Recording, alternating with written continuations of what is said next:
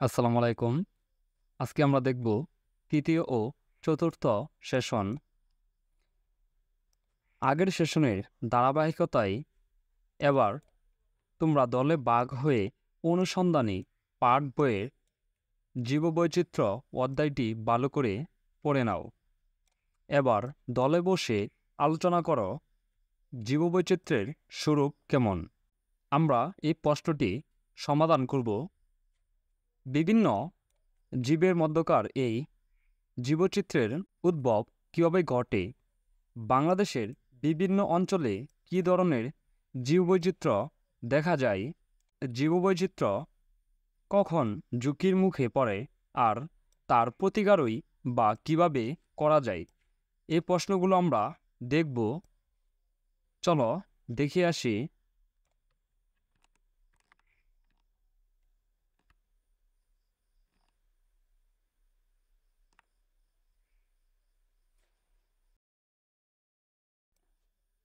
জীববৈচিত্র্যের স্বরূপ কেমন?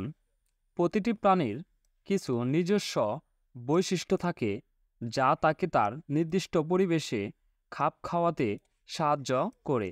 আর যেসব প্রাণীর বৈশিষ্ট্য সেই নির্দিষ্ট পরিবেশের সাথে খাপ খাওয়ানোর উপযোগী নয়, সেই প্রাণীরা সময়ের সাথে সেই অঞ্চল থেকে হারিয়ে যায়। এখন ভেবে দেখো, কোন ধরনের পরিবেশে কোন ধরনের জীব টিকে থাকে? পানির নিচে টিকে থাকে যেসব প্রাণী, তাদের অবশ্যই প্রাণীতে নিঃশ্বাস নেবার কায়দা জানতে হবে, থাকতে হবে, কিংবা অনেক লম্বা সময় ধরে দম ধরে রাখার দক্ষতা থাকতে হবে। আবার ঘন জঙ্গলে টিকে থাকতে হলে কোনো জীবকে সেই পরিবেশের উপযোগী অন্য ধরনের দক্ষতা জানা থাকতে হবে। এরকম প্রতিটি এলাকার বৈশিষ্ট্য অনুযায়ী সেখানকার উদ্ভিদ বা প্রাণীরা অভিজিত হয়। পরবর্তী প্রশ্ন আমরা দেখব, বিভিন্ন জীবের মধ্যকার এই বৈচিত্র্যের উদ্ভব কীভাবে ঘটে? বিভিন্ন জীবের মধ্যকার এই বৈচিত্র্যের উদ্ভব জিনগত, পরিবেশগত এবং প্রজাতিগত কারণে ঘটে থাকে। প্রতিটি জীবের বৈশিষ্ট্য বংশ পরস্পর এক বংশ থেকে অন্য বংশে স্থানান্তরিত হয়। কোনো কারণে বংশগত উপাদানের মধ্যে পরিবর্তন ঘটলে নতুন বৈশিষ্ট্যর সম্পূর্ণ জীবের সৃষ্টি হয়। ফলে জীবের মধ্যে বৈচিত্র্য দেখা যায়। এছাড়া পরিবেশের বিভিন্ন জৈব ও অজৈব উপাদানের পরিবর্তনের কারণে জিনের মধ্যে বৈচিত্র্য লক্ষ্য করা যায়। তারপর আমরা দেখব, বাংলাদেশের বিভিন্ন অঞ্চলে কী ধরনের জৈব বৈচিত্র্য দেখা যায়। বাংলাদেশের বিভিন্ন বাস্তুতন্ত্রকে বৈশিষ্ট্য অনুযায়ী 5 ভাগে ভাগ করা যায়। উপকূলীয় এবং সামুদ্রিক বাস্তুতন্ত্র, মিঠা পানির বাস্তুতন্ত্র, জলজ বন বাস্তুতন্ত্র, পাহাড়ি বাস্তুতন্ত্র এবং মানবসৃষ্ট বাস্তুতন্ত্র। আলাদা করে বলতে গেলে সুন্দরবন জীববৈচিত্র্যের জন্য অত্যন্ত গুরুত্বপূর্ণ। জীববৈচিত্র্যের কখন ঝুঁকির মধ্যে পড়ে? পৃথিবীর বেশিরভাগ জীববৈচিত্র্যই মানুষের ব্যবহার এবং অন্যান্য কর্মকাণ্ডের কারণে ঝুঁকির মধ্যে পড়েছে। জীববৈচিত্র্যের ঝুঁকি উপায়গুলো হলো: সবাইকে সচেতন করা, 2 বেশি বেশি গাছ রোপণ করা, 3 জীববৈচিত্র্যের গুরুত্ব সম্পর্কে জনগণকে সচেতন করা। পড়া শেষ করে দলের আলোচনায় অংশ নাও। আলোচনার ভিত্তিতে এবার চিন্তা করে দেখো, তোমাদের এলাকার জীববৈচিত্র্য কেমন?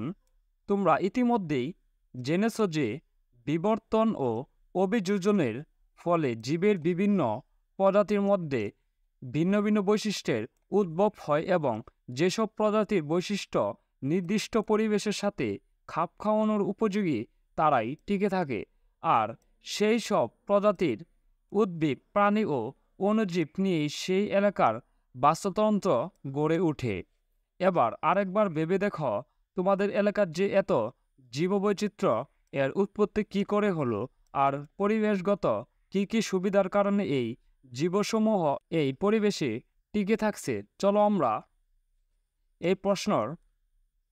আমরা এটুকু লিখে নেই। জীববৈচিত্র্যের উৎপত্তি এবং পরিবেশগত বিভিন্ন সুবিধা সমূহের এই জীবসমূহ এই পরিবেশে টিকে থাকছে বিষুবরেখার কাছাকাছি অঞ্চলে অবস্থিত হওয়ার সূর্য প্রায় লম্বভাবে সারা বছর কিরণ দেয়, তাই এই অঞ্চল উষ্ণ ও আর্দ্র। এখানে প্রচুর বৃষ্টিপাত হয়, ফলে এখানে বিচিত্র রকমের উদ্ভিদ নিয়ে গড়ে উঠেছে ঘন অরণ্য। এ অংশ বিভিন্ন প্রাণীর আশ্রয়স্থল ও আবাসস্থল হিসেবে গড়ে উঠেছে এবং পর্যাপ্ত খাদ্যের প্রাপ্যতা রয়েছে। এসব কারণে আমাদের এলাকার জীবসমূহ পরিবেশে টিকে আছে।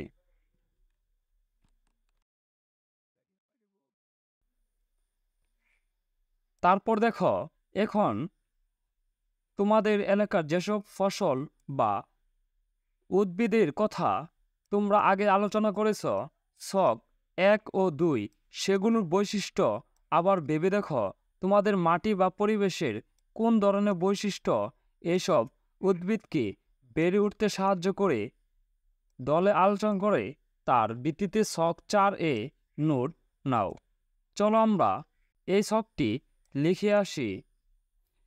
তোমার এলাকার ফসল বা উদ্ভিদের নাম এই এলাকার মাটি বা পরিবেশের যেসব বৈশিষ্ট্য ওই ফসল বা উদ্ভিদের বেড়ে ওঠায় সহায়তা করে। তোমার এলাকার ফসল বা উদ্ভিদের নাম এই এলাকার মাটি বা পরিবেশের যেসব বৈশিষ্ট্য ওই ফসল বা উদ্ভিদ বেড়ে ওঠায় সহায়তা করে। চলো আমরা দেখি। প্রথম 1, ভুট্টা। দোআঁশ মাটি ভুট্টা চাষে উপযোগী। মাটি উর্বর প্রকৃতির, মাটিতে জৈব পদার্থের মাত্রা অল্প থেকে মাঝারি। 2, ধান। এঁটেল দোআঁশ মাটি ধান চাষের জন্য ভালো ও মাটিতে জৈব পদার্থের পরিমাণ বেশি থাকে। পাট।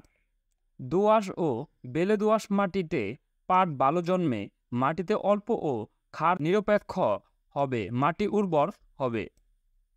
টমেটো। দোআঁশ ও বেলে দোআঁশ মাটি টমেটো চাষের জন্য উপযোগী, মাটিতে প্রচুর পরিমাণ জৈব পদার্থ বিদ্যমান থাকে। সুপারি। উর্বর ও মাঝারি ধরনের মাটি অর্থাৎ হালকা বুনটের মাটি উত্তম, তবে বেলে দোআঁশ মাটি সবচেয়ে উপযোগী। পেয়ারা। হালকা বেলে মাটি ও দোআঁশ মাটি হালকা রোদ ও ছায়াযুক্ত কিংবা আংশিক ছায়াযুক্ত স্থান। সরিষা। দোআঁশ মাটিতে সরিষা ভালো জন্মে, মাটিতে পটাশ জাতীয় খনিজ পদার্থ বিদ্যমান। আম। উর্বর ও দোআঁশ মাটি, উঁচু ও মাঝারি উঁচু জমি।